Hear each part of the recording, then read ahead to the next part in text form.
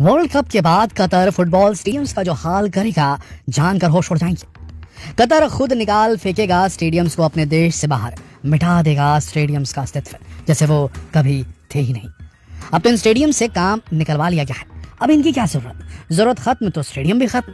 जिन्हें नहीं पता उन्हें बता दें कि कतर में अभी अभी फीफा वर्ल्ड कप खत्म हुआ है और कतर ने बहुत ही परफेक्शन के साथ इस वर्ल्ड कप इवेंट को ऑर्गेनाइज किया था। पानी की तरह पैसा बहाया, अपने देश में 10 स्टेडियम भी बनाए थे। आपको ना मालूम हो तो बता दे, 2010 से ही कतर अपने देश में स्टेडियम्स बनवाने में लगा था। लेकिन दोस्तों, कतर एक ऐसा देश है जहाँ ऐसी जमीन बहुत कम है जिसके ऊपर रहा जा सके, जिस एरिया में रहने के लिए घर मकान बनाए जा सके। तो क्या कतर इतना बेवकूफ था कि वो 10-10 स्टेडियम्स बनाएगा केवल एक वर्ल्ड कप को ऑर्गेनाइज करने के लिए, और बाद में वो स्टेडियम्स हमेशा के लिए खाली पड़े रहेंगे? ये तो फिर जमीन को और पैसे को बेकार करने जैसा हो गया। लेकिन कतर इतना बेवकूफ नहीं है। जितने मन से कतर ने स्टेडियम बनाए थे, उतनी ही क्रूरता से इन स्टेडियम के साथ अब वो काम करने वाला है इन स्टेडियम के साथ कुछ ऐसा कि पूरी दुनिया दंग रह जाएगी। आज इस वीडियो में हम आपको बताएंगे कि क्या हाल करेगा कतर इन स्टेडियम्स का। दोस्तों, कतर ने इतना पैसा जो स्टेडियम्स पर बहाया है, उन स्टेडियम्स की वर्ल्ड कप के खत्म हो जाने के बाद क्या दुर्दशा होगी, इस बात को गंभीरता से समझने के लिए आपको एक रियल स्टोरी सुनाते हैं। रियल स्टोरी साउथ अफ्रीका के केप टाउन के एक स्टेडियम की। दोस्तों, साउथ अफ्रीका ने 2010 में फीफा वर्ल्ड कप होस्ट किया था। इसके केप टाउन के एक स्टेडियम की जो कॉस्ट आई थी, उसे आज की करेंसी रेट्स में देखें तो वो $250 मिलियन होगी। बहुत इंतजाम किए गए थे, पैसा बहाया था। फिर एक दिन वर्ल्ड कप खत्म हो गया। वर्ल्ड कप खत्म होने के बाद उस स्टेडियम का क्या हुआ?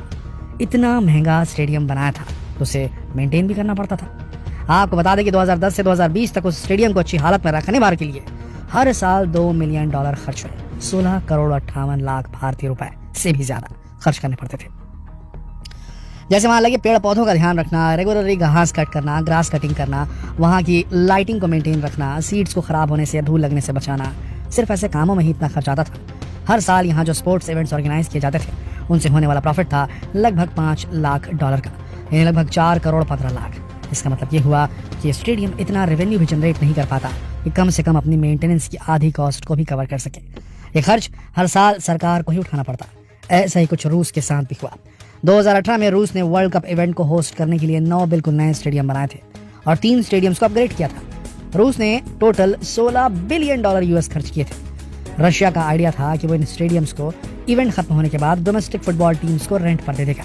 इन्हें इसी तरह से डिजाइन किया गया था कि यहाँ तरह तरह के मैच होस्ट किए जाएंगे और टिकट से इन्हें अच्छी हालत में रखने का खर्च, यानी इनकी रनिंग कॉस्ट कवर हो जाएगी। लेकिन ये आइडिया बहुत महंगा और बहुत फ्लॉप साबित हुआ। रूस को बहुत नुकसान उठाना पड़ा, आज तक भी उठाना पड़ रहा है, क्योंकि डोमेस्टिक टीम्स टिकट सेल करने में नाकामयाब रहती है। रूस के स्टेडियम्स की टोटल कैपेसिटी की महज 15% सीटें ही फुल हो पाती थी, बाकी पूरी खाली रहती थी, जिससे रनिंग कॉस्ट भी कवर नहीं हो पाती थी। इसकी भरपाई करने का बोझ टैक्स पेयर्स को, उस देश की जनता को, रशिया की जनता को उठाना पड़ता था। वर्ल्ड कप के 1 साल बाद ही रशिया का कैलिंग्राड स्टेडियम डूबने वाला था और उसे बचाने के लिए $1 मिलियन का खर्च आया। लोगों का मानना था कि इससे अच्छा होता कि स्टेडियम को डूबने दे दिया जाता। इनमें 9 स्टेडियम्स में से केवल एक, कजान एरिना, ही सफल रह पाया है।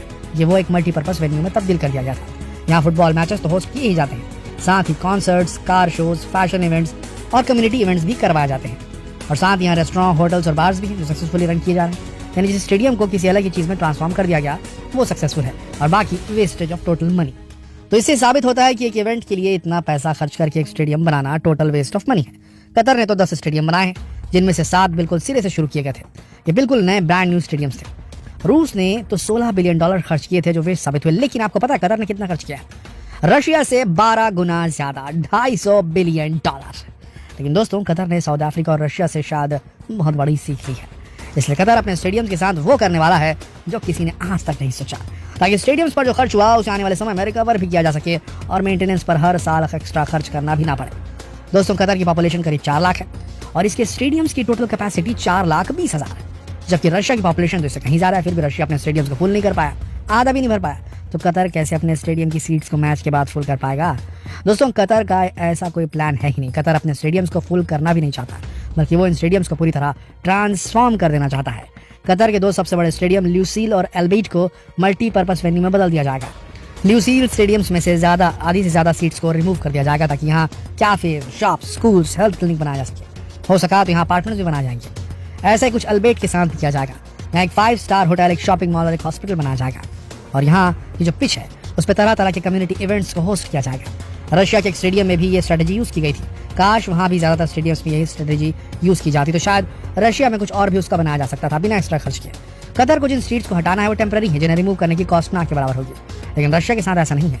अगर परमानेंट स्ट्रीट्स को रिमूव करना पड़े तो उसकी कॉस्ट अलग से उठानी पड़ती है। इस चीज के लिए पहले तैयारी रखनी पड़ती है।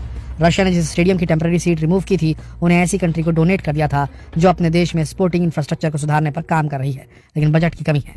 दोस्तों, कतर ने एक और स्टेडियम को जड़ से उखाड़ फेंकने की स्ट्रेटजी बनाई है, स्टेडियम 974। इसे पूरी तरह से टेम्पररी बनाया गया है।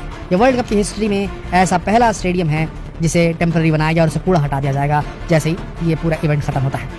इसे 974 रिसाइकल्ड शिपिंग कंटेनर से बनाया गया है। दोस्तों, 2024 में भी कतर एक international football event AFC U23 Asian cup को होस्ट करने वाला है। इसके अलावा 2030 में इंटरनेशनल एशियन गेम्स को भी ये देश होस्ट करने वाला है और इन इवेंट्स में भी ये अपने इसी वर्ल्ड कप इंफ्रास्ट्रक्चर को यूज कर सकते हैं।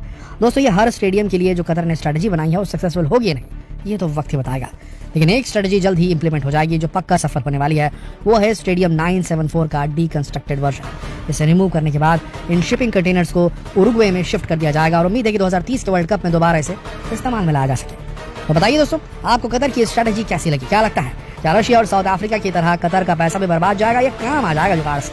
अपने विचार कमेंट करके हमें जरूर बताएं और इस वीडियो को ज्यादा से ज्यादा शेयर करें ताकि ऐसी इनोवेटिव स्ट्रेटजीज की जानकारी हर किसी को हो सके। शेयर कीजिए इस वीडियो को फेसबुक पर, व्हाट्सएप पर, यूट्यूब पर। कल फिर मिलते हैं एक और रोचक जानकारी के साथ। तब तक के लिए आप सबका इस वीडियो के अंत तक बने रहने के लिए दिल से धन्यवाद।